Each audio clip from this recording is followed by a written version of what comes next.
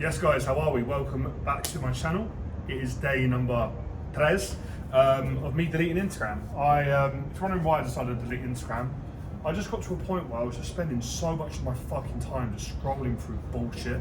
And no offense to anyone watching this, but I was just watching everyone's lives and I just got to a point where I just thought, why do I care so much?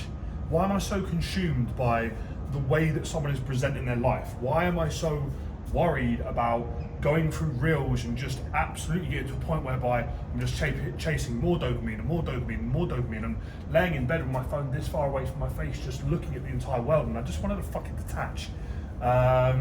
So this is going to be about detaching, about getting back to being a little bit more human and actually enjoying our lives a little bit more. Now, in the last video that I would have just posted, I spoke about the fact that obviously I moved to Dubai in May. I was here for a good few months. I went back to the UK for a couple of months, spent time with my family and my missus. I then came back here for 1 month to get this apartment, which is where I'm currently living. And this is the marina. We're in Dubai, in the marina. This is the harbour right here. So this is Emaar beachfront, and then this is the harbour. Hold on, let me show you. So this is my gaff. Down the bottom of there is the Dubai Eye. That's kind of JBR area. This is the marina. And then over there, if I zoom right in, you've got the Burj Al Arab, you've got 5, and then all the way down there you've got the Burj. So yeah, it's a pretty decent spot, I won't lie. But anyway, I've wanted to get this place for as long as I can remember, right? Not a lot of people will know this, but I'll go way back as to why me getting my own place was such a big deal for me. So, growing up as a kid, didn't have much money, lived in a council estate, and we scraped by. You know, we would share the bath water among the whole family. We would pour loads of water down the semi-skim milk to kind of fill it back up again. We'd get second-hand clothes from charity shop or from friends. Like, I can't remember a time in my life where I got a new item of clothing. The only time I ever got a new item of clothing is Christmas Day. My mum would save, bless her. She'd be working like 3 fucking jobs. She'd work 3 jobs so me and my brother could have a good Christmas. And that level of work rate to give, like, I can't thank my mum enough for it. Like, she's been absolutely phenomenal at raising, you know, me and my brother. And it's a big reason why now, for transparency's sake, I've had troubles at times with my own money management, because when I have money, my brain says give it away. So whether it be buying people's dinners for them, or getting people presents, or, you know, like for example, my brother's 30th birthday last year, like I wanted to like go to town, like, you know, spending thousands of pounds on that, or, you know, taking people on trips, or like I'm telling you now, like I am good with my money, and I'm good with investing my money and investing it into either mentors or courses or accountability, or investing it into the S&P 500 or into retirement or whatever. But anything left over tends to be given to people around me. That's just how I am with money. Like I'm a giver. I'm a giver, and I think that I would probably have a lot more money if I wasn't so much of a giver. But that's just in my DNA. You know, I don't sit on money. But anyway, the point is, with kind of getting back to being a little bit more human, is me spending a bit more time actually looking at what I wanted my dream life to be, which is living out here in Dubai in my dream apartment, having the beach here, having the sea right fucking there, being able to record cool videos like this in the evening, and be where I want, when I want, with who I want, and just actually start to enjoy the fruits of my labour. Because what I found is, because I was spending so much time being like, right, I want more clients, I want more impact, I want to grow this income, I want to continue to push the business, like I started to detach myself from who George is and what George actually wants. And it's funny, because for someone who talks about income and kind of, you know, money online, I don't really care. And I've said this to clients in the past, like there's nothing really that you can buy me with money that I would give to, like, that much care about, really, because I'm just not a materialistic person. It doesn't excite me. I don't get excited to buy a new pair of trainers. I don't get excited to, you know, I wouldn't get excited to get a brand new car. I mean, don't get me wrong, this apartment excited me, but it's because, you know, I grew up in that council estate, and we lived in a refuge for a few months. A lot of people don't know that. We did live in a refuge. And then when we lived back at home, we bounced between apartments. We were homeless for a period of time, spent nights at the back of Vauxhall Corsa, then went and lived with some friends because we had nowhere to live. And a lot of people don't realise this, and I think that when you've grown up without something, when you've grown up without money, when you've grown up without stability, when you've grown up without you know, a safe space to be in, sorry, there's fireworks going over there, my ADHD's going crazy.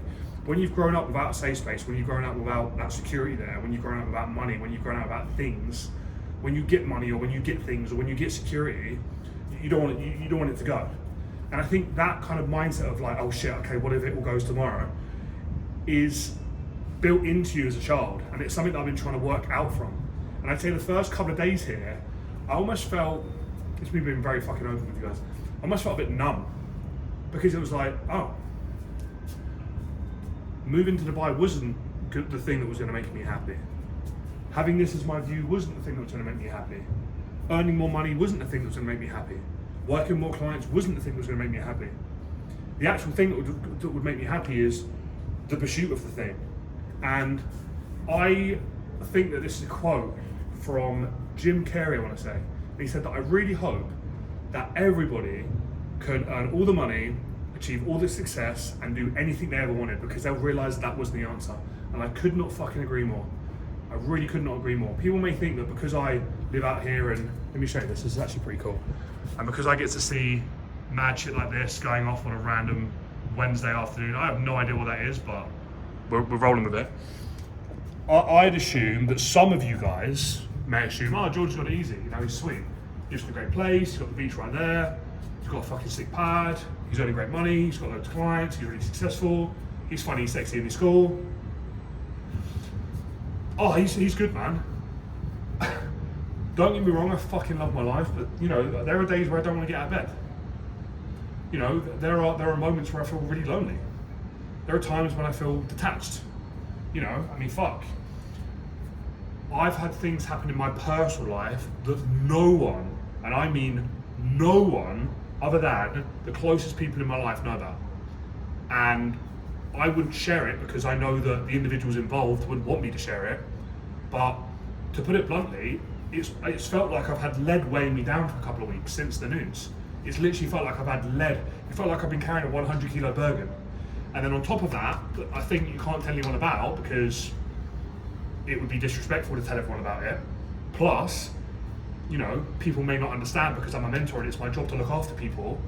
You then get, you know, you wake up on a random morning and for some reason, out of nowhere, somebody drops you a message and there's just drama. Or out of the blue, things are going great, and then like it does in many coaching businesses and in mentorships, you might not have any drop-offs for 8 weeks, and then in one day you have 8, and you're thinking, what the fuck, it can happen. Our worst ever. 4 years ago, we had 16 people leave in the space of like 2 days. I was like, what? I mean, we were running a very large business at that point, so obviously you are gonna have drop-offs, but the thing about building a business, guys, that I need you to understand is that you'll be tested over and over again.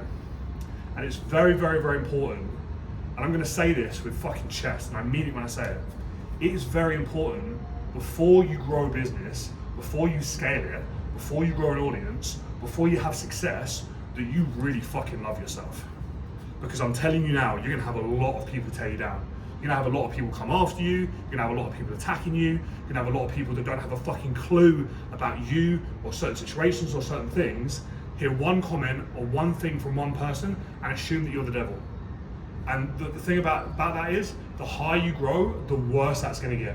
When I first got started, and I had my first 1 client, and 2 clients, and 3 clients, everybody was like, well done George, that's fantastic mate, great job, look he's got 2 clients now, what a boy, love it, let me like your post, I share it with my friends, I put it in a WhatsApp chat, and then you become a bit more successful and you still get a few claps.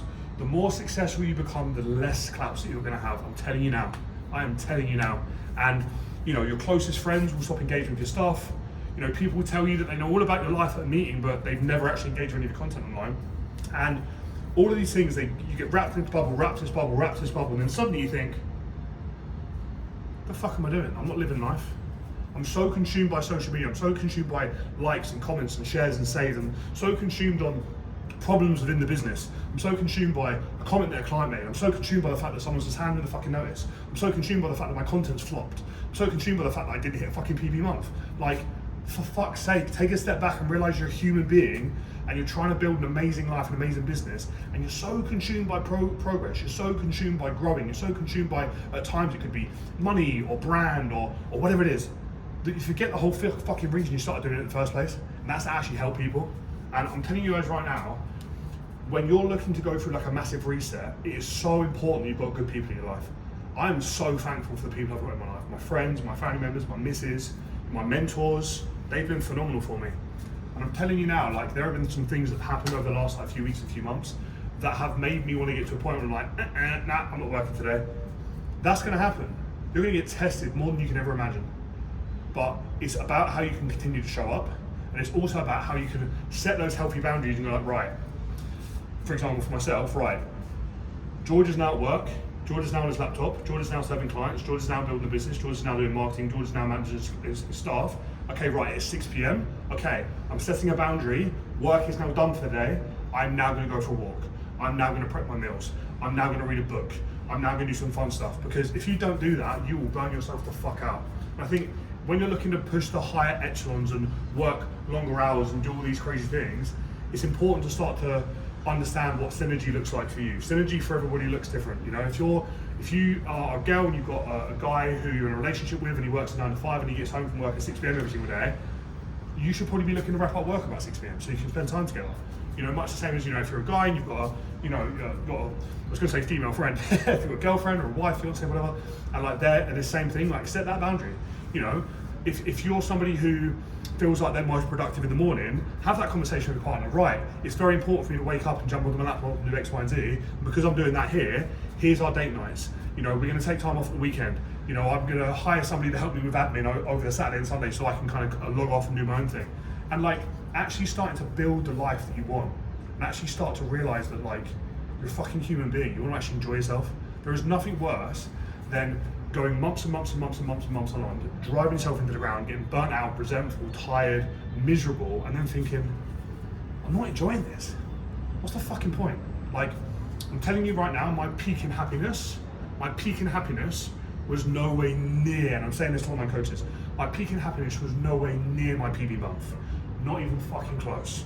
My peak in happiness, in terms of how I feel about my life, for transparency's sake, was probably around about, per month, about £30,000 less than what I'm currently earning. That doesn't mean that I'm going to try and shrink my business or get rid of my clients or deliberately earn less money. What it is me saying is that you'll get to a point in your life where adding more money will not improve the quality of your life. It will not make you happier. It will not make you more fulfilled.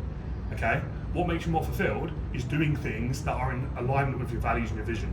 And sometimes it is important to step back, look at your entire life and look at what you're doing and figure out like, right, what do I actually want? What kind of impact do I want to make? And for my business, like, how do I want to be remembered? You know, for us, someone asked me this the other day, I want us and our business and our brand to be remembered for giving a shit and being honest. I'm always going to give a shit and I'm always going to be honest. Same with all of our staff members. They're going to give a shit, they're going to be honest, you know? And sometimes being honest is going to upset people. Sometimes being honest is going to ruffle people's feathers. Sometimes being honest is going to offend people. I'm okay with that. That's our brand. We are honest and we give a shit. As long as we know that we're honest and we give a shit, we can make sure that every single decision, every single conversation, every single action, every single step, every single thing that we do is always out of our values and our vision. And that's why we'll have staff meetings, we'll come together, we'll have that conversation, and we'll make sure that we make decisions together as a team, together as a family, together as a group. So guys, I'm gonna wrap this video up here. Day 3 from deleting Instagram from my phone. I am still accessing Instagram from my laptop. I'm still accessing all these different things from my laptop, but it's setting much clearer boundaries and having much lower screen time. I'm being far more productive. I'm getting much better ideas out there. If I'm responding to messages from my laptop, if I'm uploading content, I'll upload it from my CRM. If it's like a complex piece of content that I can't upload to the CRM, I will literally, this sounds crazy, but it's just what I'm doing. I will literally download Instagram on my phone, open up the app, post piece of content, allow it to load, it's posted, delete it again. It has absolutely been a fucking godsend for me. Remember guys, social media isn't real life, it's just social media, okay? It's not fucking real life, yeah? This is why I love doing this raw content, because it's as close to the real thing as we can possibly get. All right, if you like videos like this, you want to see more content like this, of me just get raw, real, to the point, telling you exactly how it is, smash the like button, drop a comment, drop me a message, whatever, I'd really appreciate it, okay? Love you guys, speak to you all soon.